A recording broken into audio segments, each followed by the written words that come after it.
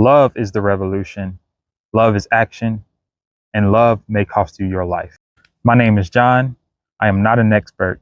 I'm a friend. I follow Jesus of Nazareth to the best of my ability. I no longer identify as a Christian. I haven't for quite some time now, for a couple of years now. I just no longer connect with what that word means to a lot of people, to people around the world.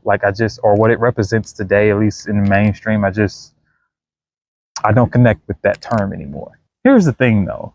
The story of Jesus in the Bible is a complicated one, and it was challenging back then when it happened, and it's challenging now. I wrestle with it all of the time. And I've had to deconstruct and reconstruct so much over the years, unlearn, relearn, tear down, rebuild, so much over and over again over the years. And for me, when I start wrestling with it and finding like the story hard to believe and just struggling, for me, it helps to lean on the results. What did this story produce initially? What happened right afterwards? And when I do that, I come to three conclusions. Love is the revolution, love is action, and love may cost you your life. Why were the earliest followers of Jesus persecuted? The main thing that Jesus told his followers to do was to love God and love others. Agape, love that acts. Now let's look at what they did. Jesus' earliest followers, they went out and promoted unity. They shared their resources amongst each other. They cared for poor people. They cared for sick people. They went out and started promoting love and forgiveness. They intentionally got up and made themselves uncomfortable and moved towards people who needed help. And they were persecuted for this. And a lot of them lost their lives. Why was the Apostle Paul being persecuted? But when people believed Paul's message about Jesus, they would stop going to the temple to offer endless sacrifices and pay endless offerings, which meant for the temple, less animals being sold, less temple fees being collected, which is a threat to the priests who are thriving off of this manipulative system. When people believe Paul's message about Jesus, they would stop buying idol statues, which is a threat to the people who are making the idol statues for the people to worship. And this is what got Paul persecuted. Love is the revolution, love is action, and love may cost you your life. Who's attacking them? It's the religious leaders who are tied to the Roman political system. It's also the people who make the idol statues that they worship. Love is the revolution, love is action, and love may cost you your life. Love cost Jesus his life. And again, like I said before, the story of Jesus in the Bible, it's a complicated one. It's a confusing one. It's challenging. Because what do you mean he rose from the dead, bro? What you talking about? I live on this earth too, bro. Dead people stay dead. That don't happen. People don't come back to life. But it's the reason the movement continued. There's something about Jesus' death and ascension that broke the fear of death from his followers, because they saw death defeated. And Rome and all of the empires of the world, their biggest tool of fear is death. We'll just take you out. But how do you defeat a group of people who are not afraid to die? One of the early church writers named Tertullian, he's famous for saying this: the blood of the martyrs is the seed of the church. And he said this because he was observing followers of Jesus getting tortured and taken out. And then a lot of them would go down singing. And when one would go down, 10 more would pop up. And persecution didn't take out the church, it multiplied it. It, like just like a seed, like you plant a seed and it spread. The blood of the martyrs is the seed of the church.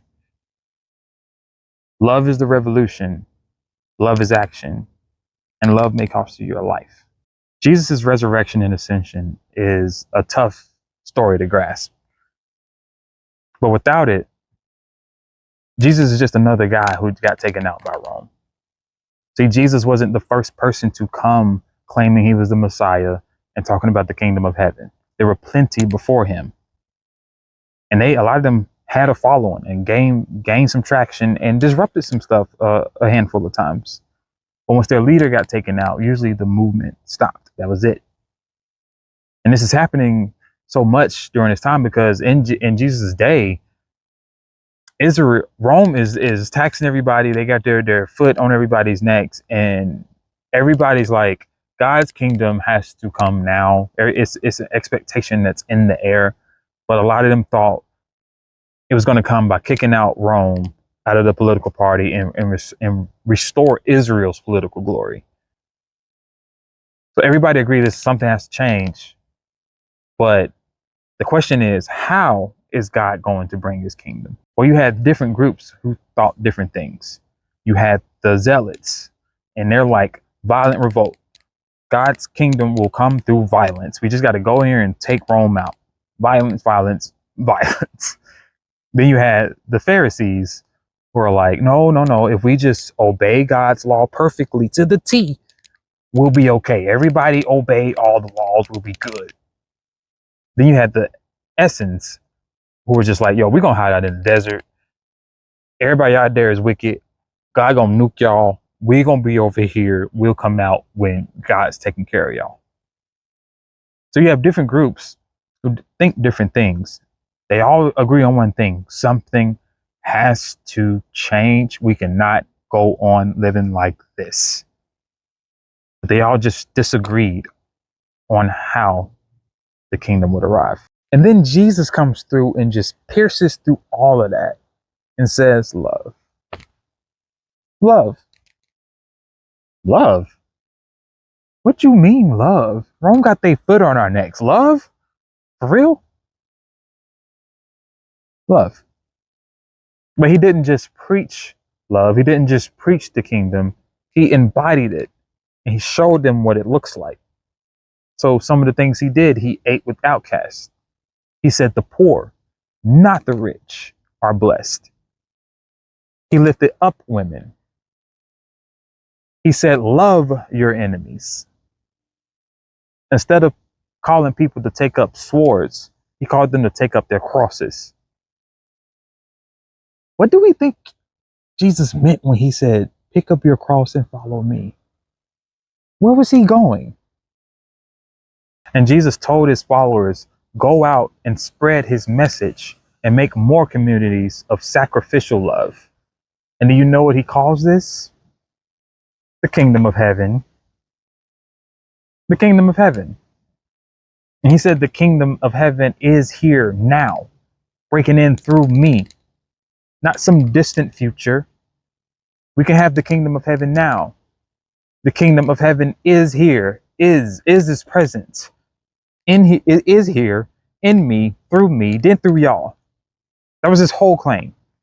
So when Jesus says things like, I and the Father are one, anyone who has seen me has seen the Father.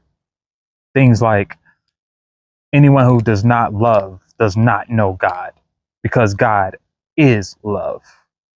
He says things like, by this, people will know you are my disciples, by how you love. Agape, love that acts. When Jesus says things like that, that lets us know that love is the language of the kingdom. And anyone who walks in it or speaks it is echoing the heart of God.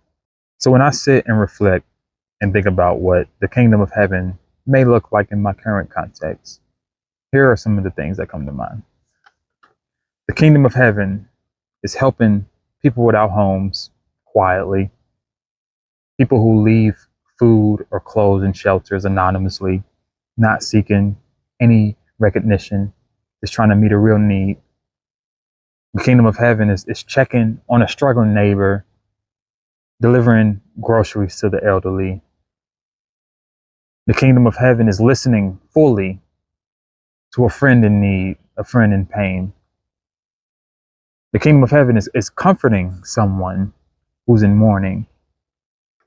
The kingdom of heaven, it's nonprofits serving the local areas and local communities, volunteers running food banks, tutoring programs, addiction recovery programs, pouring hours and hours into people with no personal gain. The kingdom of heaven is doctors and nurses working in hospitals, working long hours, often in dangerous situations, underpaid oftentimes, putting their lives at risk to help save lives. The kingdom of heaven is teachers in struggling schools, going way above and beyond for their students. A lot of them will never have any prestige, any rewards, often never even getting the thank you, just there to help the children. The kingdom of heaven is humanitarian missions, especially ones in conflict zones, like Doctors Without Borders, Project Hope, people risking their lives, going in war-torn areas, risking their lives to help people. The kingdom of heaven is operations like Greenpeace, Italy's flotilla mission, risking their lives, traveling through dangerous waters, risking legal trouble, political backlash, all to help the people of Palestine, people they've never seen or met, strangers. The kingdom of heaven is activists, protesters out there marching peacefully, screaming for justice for the oppressed. The kingdom of heaven is people who have stopped using modern technology. They don't have the latest iPhone. They don't have the latest laptop or the latest electrical car, because they all realize that it is bathed in the hands of the blood of the beautiful people in places like Congo, Madagascar, and Mozambique. As I record this on my latest Samsung device. Because, oh yeah, I'm part of it too. I'm caught up in the web too. I'm not excluded. We are all part of this. If you are watching me right now, you are complicit. But what if we all realized this and turned the other way? What if we all rebelled against the empires of this world and rejected their influences of fear and pride and apathy, and we responded with love, compassion, and justice? Well, Jesus claimed, then we'd have the kingdom of heaven. Love is the revolution. Love is action. And love may cost us our lives.